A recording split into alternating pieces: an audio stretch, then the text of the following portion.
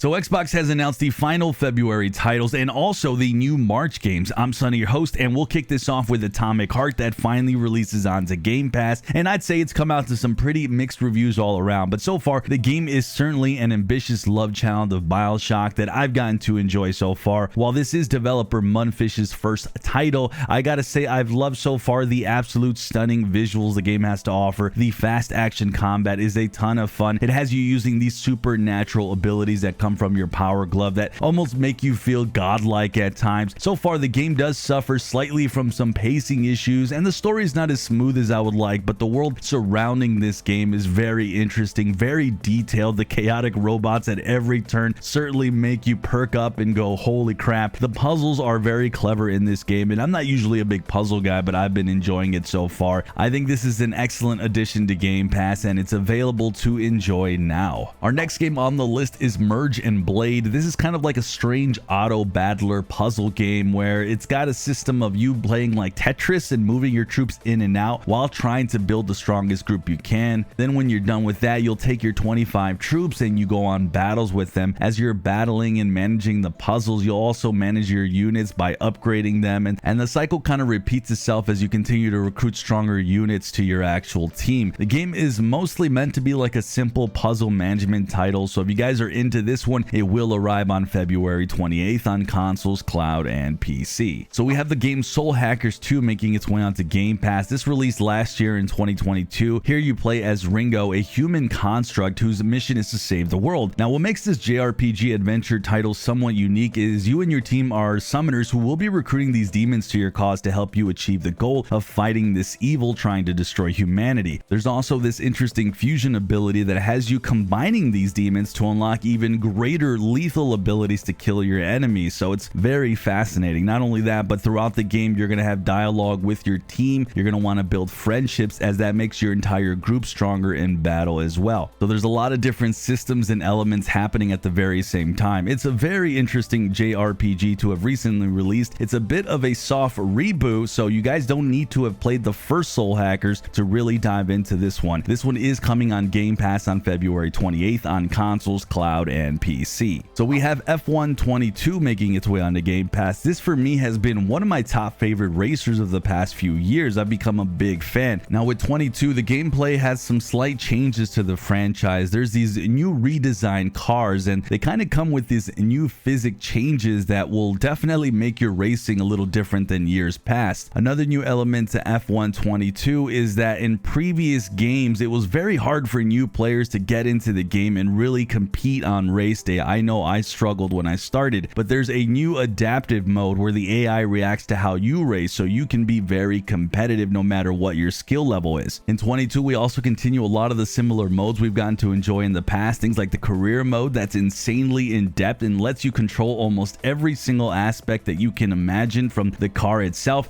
even fine-tuning elements to your own car to adapt to the actual racetracks that you have to race on, and as well as your own team. I mean, there's just so much depth to this. There's also local split screen and even two-player career mode, so you can actually enjoy that with a buddy. Overall, if you guys are a big racing fan, I highly encourage this franchise. It's been one of my top 3 racers just due to the quality visuals, the smooth gameplay, the in-depth career modes, because I personally love those, and it's just a solid title. This hits March 2nd on console and PC. With that, at the beginning of March, we have an exciting title joining Game Pass in Wulong Fallen Dynasty. This is an upcoming action RPG title where you assume the role of a militia soldier fighting for survival in a dark fantasy world filled with evil demons and colossal monsters. Unlike many other Souls-like games, Wulong Fallen Dynasty seems to offer a smooth and flexible combat system that's showing to be kind of like forgiving, but at the same time very impactful and difficult still, which I love, especially since I am terrible at these games. The combat itself and the swordplay is also based on Chinese martial arts, so we're getting some very gorgeous animations throughout. Also within the fighting and gameplay, there is a battle system that has you using the power of something called the 5 phases, which lets you draw on elements that will aid you in defeating enemies in this game, things like fire and ice and even more powerful spells. The awesome part about this is that Team Ninja, the developer, has been making some amazing improvements throughout the beta and development of this game, and we do get to see a release date super soon on March 3rd on Game Pass.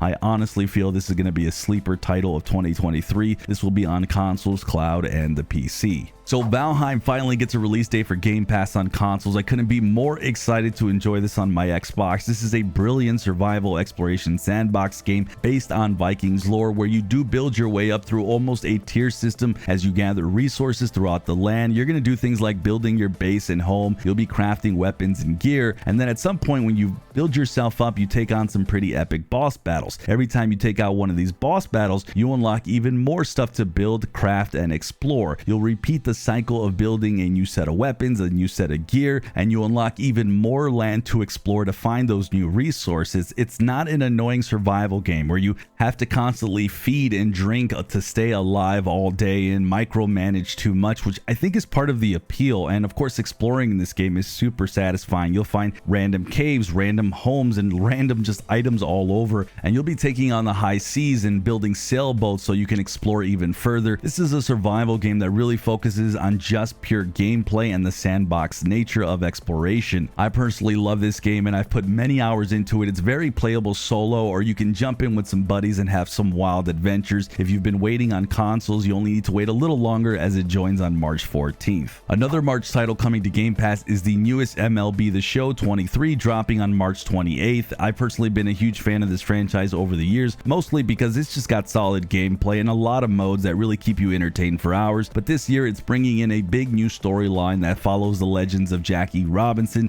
Satchel Paige, Hilton Smith, John Donaldson, and a lot more, and you'll be playing and following these stories of these MLB legends. Now, as far as the gameplay is concerned, the game has been tweaked with some new on-the-field changes, some changes to the batting and how you approach hitting the ball with your timing. It'll be a lot more impactful. There's even better difficulty settings that make more sense within the game. There's really been nothing huge that changes to all the modes or anything along those lines, but just slight changes that make the game just an overall better and smoother experience. This does land later in March on Game Pass. And the final confirmed game so far for March is Way to the Woods. Here you'll take control of a deer and fawn trying to survive in an abandoned unknown world, and you're trying to get back home. The game seems very clear that it's a lighthearted adventure and casual title with only a few hours to take to beat it, and there's some puzzles to engage with and a little bit of light exploration. This will hit sometime this March. And with that, we do have some Game Pass news overall to other games coming later this year and even next. A newly announced title not released yet in Magical Delicacy has been confirmed. This is an interesting pixel platformer where your job is to collect and explore magical ingredients to create new and dynamic recipes. Now, along the journey, you'll be discovering secrets and exploring a fantasy world, all the while you manage your very own shop, cooking and making these meals for the folks in your town. There's a lot of exploration in this game, a lot of platforming, and a lot of management, plus an extensive cooking system. This one is set to hit sometime in 2024. Another new game coming this summer is Sword and Fairy Together. It's an action RPG with some awesome looking gameplay and deep story. This arrives this July. Then we have Homestead Arcana. This is set to arrive this April. This is a brand new title that brings a new twist on a farming sim as you build your own farm from the ground up as a witch, and you'll be growing plants to help you power up your spells and heal nature as the land has been corrupted. There's a lot of exploration in this one as you discover new seeds, new recipes. You'll be running into tons of creatures that are roaming that you're going to have to battle, all while trying to become a powerful witch who heals the world.